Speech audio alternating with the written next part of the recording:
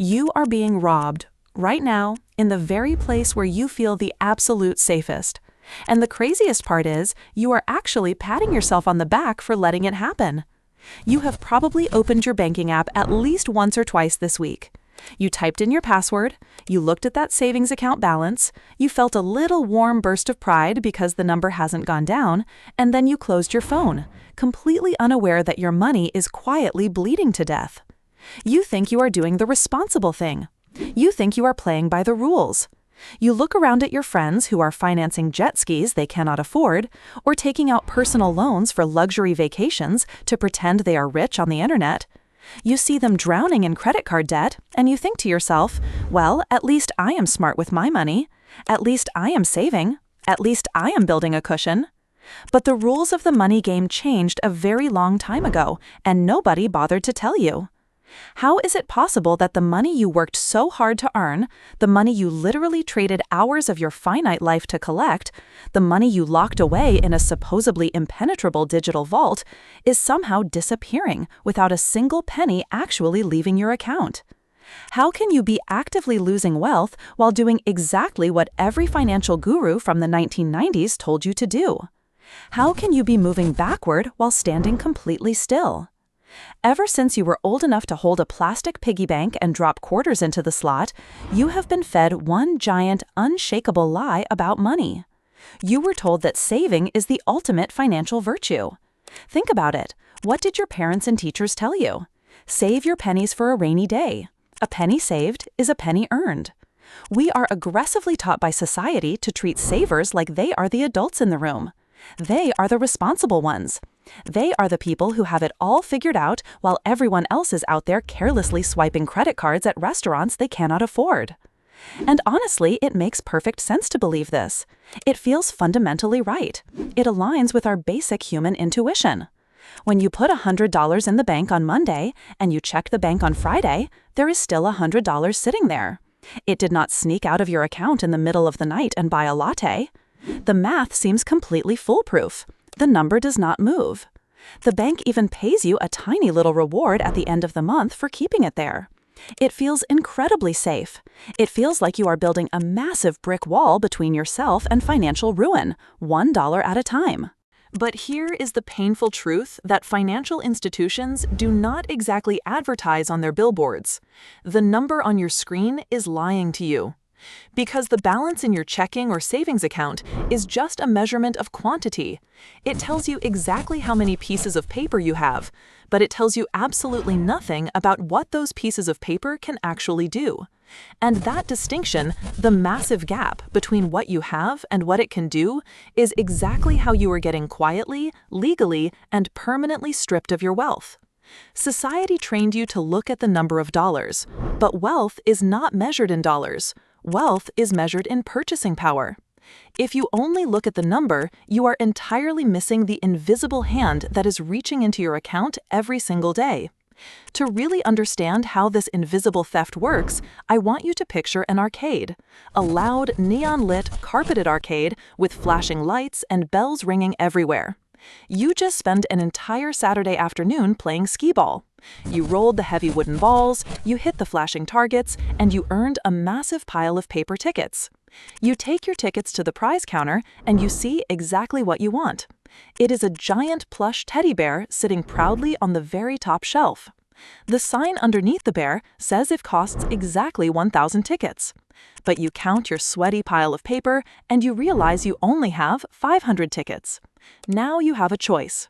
You could blow your 500 tickets right now on cheap plastic spider rings, a handful of sour candy, and a finger trap. Or you could be responsible. You could be a saver. So you do the smart thing. You wrap a rubber band around your 500 tickets, you slide them into your pocket, and you take them home. You put them safely in a desk drawer. You do not spend a single one. You are incredibly proud of your discipline. A year goes by. You return to the arcade. You have spent the last 12 months saving up another 500 tickets. You proudly march up to the prize counter with your grand total of 1,000 tickets, ready to claim your giant teddy bear. But when you look up at the top shelf, the sign has changed. The bear no longer costs 1,000 tickets. The guy running the arcade took a red marker, crossed out the 1,000, and wrote 1,500.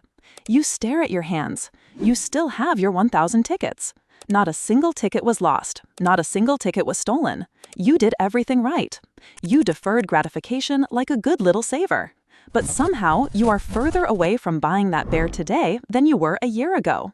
It feels like a scam, doesn't it? Well, it is. This is exactly what is happening to your savings account right now. The arcade is the economy. The tickets are your dollars. The guy behind the counter with the red marker is inflation. And the giant teddy bear is everything you actually want in life. It is your groceries, your rent, your dream car, your future house, your retirement fund. Every single year, the economy walks through the world with a red marker, crossing out the price tags on the things you need to live, and writing down a slightly higher number. And while you are staring at your bank account, feeling a profound sense of pride that your ticket count hasn't gone down, the cost of the bear is quietly running away from you. You are not losing dollars, you are losing purchasing power. You are losing the absolute ability to turn those dollars into actual, tangible things in the real world. If you think the arcade analogy is just a cute hypothetical story, let us look at the brutal reality of the real world. Let us look at a McDonald's Big Mac. Back in April of the year 2000, according to The Economist's famous Big Mac Index, a standard Big Mac cost $2.24. It was a cheap, easy lunch. Now, fast forward to today, the year 2026. You walk into a McDonald's to buy that exact same burger. 2 all-beef patties, special sauce, lettuce, cheese, pickles, onions on a sesame seed bun. The burger has not changed. The recipe is exactly the same. The calories are exactly the same. It does not taste any better. But the price tag has exploded. Today, the average price of a Big Mac in the United States is hovering right around $5.79. In some major cities, depending on the zip code, you are paying well over $6 or even $7. The burger did not magically become twice as valuable. It did not get bigger. The ingredients did not become premium artisan creations. Your dollars simply became weaker. It takes substantially more of your money to do the exact same job it did 25 years ago. You might say, well, my savings account pays me interest to make up for that. Does it? Does it really? Let us look at the recent past.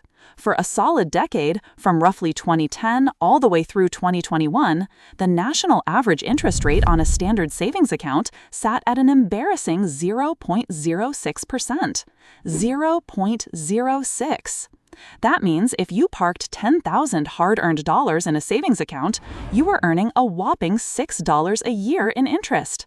$6. You could not even buy that modern Big Mac with the interest you earned on $10,000. Meanwhile, the prices of cars, homes, medical care, and food were creeping up by 2, 3, or sometimes 4% a year. You were technically earning money on paper, but you were still actively getting poorer. Not a little, a lot. Every single year.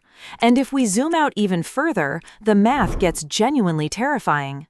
Let us talk about generational wealth, or rather, generational evaporation. If you had $100 in 1975, it felt like a lot of money. You could buy groceries for weeks, you could fill up your gas tank multiple times, you felt secure.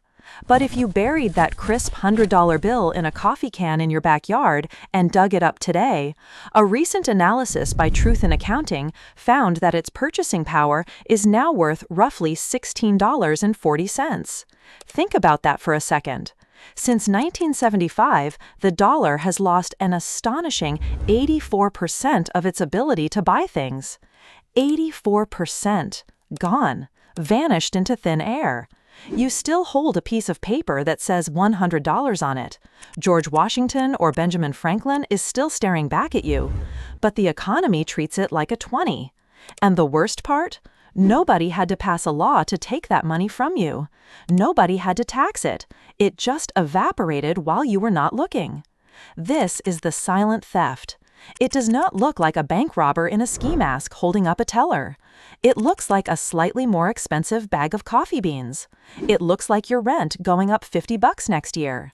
It looks like the sticker price on a used Toyota Camry making you physically gasp. It is a slow, methodical leak in the tire of your net worth. And by keeping all of your money sitting perfectly still in a savings account, you are effectively watching the tire go flat and stubbornly refusing to buy a patch. But here is where it gets complicated. Because right now, you might be feeling a sudden, intense urge to panic. You might be sitting there thinking, fine, if cash is absolute trash, I am going to log into my bank, empty my savings account tomorrow morning, and get rid of all my money. I am going to take every single penny I have and dump it into index funds, which are just big baskets of stocks, or buy a rental property, or throw it all into Bitcoin so inflation can never touch me again. Stop. Do not do that. Take a deep breath, because this is the exact trap that catches people on the opposite end of the financial spectrum. The people who read one investing book and suddenly think holding any cash is a moral failure. When you finally realize that saving money is slowly making you poorer over time, the natural instinct is to swing the pendulum all the way to the other side and never hold any cash at all. You want all your money working for you 24 hours a day, 7 days a week. But living with zero cash is equally dangerous, if not more so. You see, the stock market goes down. Real estate markets freeze up. Emergencies happen when you least expect them. Cars break down on the side of the highway, roofs spring leaks during a thunderstorm, and companies do mass layoffs on a random Tuesday afternoon. And when life hits you in the mouth, you cannot pay your mechanic with a fraction of an index fund. You cannot pay your mortgage with a shiny piece of real estate equity. The grocery store does not accept Bitcoin when your debit card declines. You need cash. You absolutely need a fully funded emergency reserve. You need 3 to 6 months of living expenses sitting in a boring, highly accessible savings account where you can grab it in seconds. Yes, that money is going to lose value to inflation over time. Yes, the guy with the red marker is going to cross out the price tags and make your emergency fund a little weaker every single year. But you have to fundamentally change how you view that specific pile of money. You have to stop looking at your emergency fund as an investment. It is not an investment. It is an insurance policy. The purchasing power you lose to inflation every year, that is simply the premium you pay to ensure you do not have to sell your actual investments at a massive loss when life inevitably goes wrong. You are paying a fee for peace of mind, and that fee is entirely worth it. The problem is not that people have savings. The problem is that people treat savings as the finish line. They hoard cash far beyond their emergency needs because it feels safe. They keep $50, $60, or even $100,000 sitting lazily in a checking account because they are terrified of the stock market or because they just do not know what else to do with it. They mistake the warm, fuzzy feeling of a high bank balance for actual financial security. But there is nothing secure about a guaranteed mathematical loss. You cannot save your way to wealth if the very instrument you are saving is designed to lose its value. So how do you actually stop the bleeding? How do you protect yourself from the guy with the red marker? You shift your entire mindset. You stop viewing cash as a permanent resting place. Cash is a tool, not a destination. It is the waiting room for your money before it gets deployed to do actual work in the world. Once your emergency fund is full and your insurance policy is paid up, every single dollar that comes into your life beyond that needs to be given a job. It needs to be traded for assets that actually grow, or at the very least, assets that keep pace with the red marker. You need to buy pieces of human ingenuity: stocks, bonds, businesses, real estate, education, skills. You need to own things that inherently become more valuable as time goes on, rather than less. Because right now, you are standing in the arcade. You are holding tightly to your stack of tickets, admiring how thick the pile is, while the price of the teddy bear keeps quietly going up right in front of your eyes. Your savings account is not a vault. It is a melting block of ice. Your job is not to hold on to it forever, praying it does not shrink. Your job is to figure out what to do with it before it turns entirely into water.